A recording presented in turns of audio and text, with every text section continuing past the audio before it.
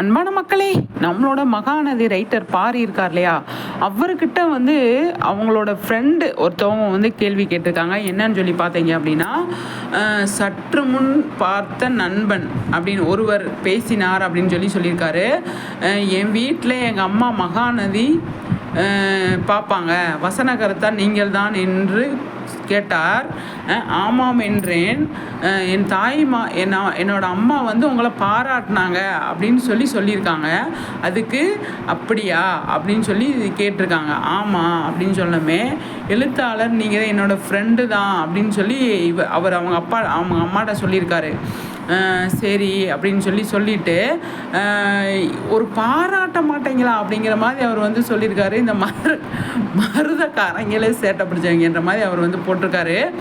அதை வந்து எனக்கு 50 வயசுக்கு மேலே ஆயிடுச்சு அப்படிங்கிற மாதிரி அந்த ஸ்டோரி வந்து அழகாக முடிச்சுட்டு, அதுக்கப்புறமா வந்து இந்த ஸ்டோரியில் ஒருத்தவங்க அவங்க ஃபாலோவர்ஸ் வந்து ஒரு கேள்வி கேட்டிருக்காங்க. என்னன்னு சொல்லி பார்த்தீங்க அப்படின்னா, மகாநதியில் வந்துட்டு இதுக்கு வந்து மகாநதியில் வந்துட்டு விஜய் அரெஸ்ட் ஆவாரா, காவேரி அரெஸ்ட் ஆவாங்களா அப்படிங்கிற மாதிரி வந்து கேள்வி கேட்டிருக்காங்க. அதுக்கு அவர் வந்து பதில் தான் சொல்லியிருக்காரு. அந்த கேள்வி அடுத்து வருது, பதில் பாருங்களேன். இத்தனை ரூமர்ஸ்லாம் உங்களுக்கு யார் கிளப்பி விடுறா, இந்த மாதிரி யூகங்களை யார் உங்களுக்கு கிளப்பி விடுறா அப்படிங்கிற மாதிரி அவர் வந்து கேட்டிருக்காரு. யூகம் பண்ணி நிறைய நம்மளை கதை எழுதுறோம் இல்லையா, அதை தான் அவர் வந்து கேட்டிருக்காரு. அதான் கமெண்ட்ஸில் கேட்டதுனால அவர் கொஞ்சம் டென்ஷன் ஆகிட்டார். ஏன்னா டென்ஷன் ஆகிட்டாருன்னா, இந்த மாதிரி யூகத்தெல்லாம் என் கேள்வி கேட்டிங்கன்னா நான் எப்படி பதில் சொல்கிறது? இப்போ நம்மளே வந்து இப்படியா இருக்குமோ அப்படியா இருக்குமோன்னு சொல்கிறோம் இல்லையா, அது மாதிரி இப்போ நம்மளே அப்படி தான் நினச்சிட்டு இருந்தோம். ஏன்னா நடக்கிற விஷயங்களை இப்போ கொடைக்கானல்லேருந்து நமக்கு அப்டேட் கொடுக்குறாங்கன்னு வச்சுக்கோங்க. அங்கேருந்து சரி அங்கே ஷூட்டிங் ஸ்பாட்டுக்கு அங்கே ஷூட் பண்ண போயிட்டாங்களோ அப்படின்னு தான் நம்ம கணிப்போம். அவங்க எங்கே சும்மா எதுக்கு போயிருந்தாங்க அப்படின்னு நமக்கு தெரியாமல் கணிப்போம் இல்லையா. அப்போ ஷூட்டிங் ஸ்பாட்லேருந்து மகாநதி, அதாவது கொடைக்கானல்லேருந்து எந்த ஒரு சீனுமே வந்திருக்காது, அங்கேருந்து அப்டேட் எதுவுமே வந்திருக்காது. அந்த போஸ்ட்டை வச்சு நம்மளாம் ஒரு 2 வீடியோ போட்டிருப்போம். அப்போ அதுலேருந்து நிறைய விஷயங்கள் பேசியிருப்போம். அப்போ சீரியல் பார்க்கும்போது எபிசோடாக பார்க்கும்போது வந்து கொடைக்கானல் ஸ்பாட்லேருந்து எதுவுமே வந்திருக்காது. அது மாதிரி வந்து இப்போ கேள்வி கேட்குறீங்க, எனக்கு நான் என்ன பதில் சொல்ல முடியும்? விஜயும் அரெஸ்ட் ஆக மாட்டாங்க, காவேரி அரெஸ்ட் ஆக மாட்டாங்க அப்படிங்கிற மாதிரி சூசகமாக அவர் வந்து சொல்லியிருக்காரு.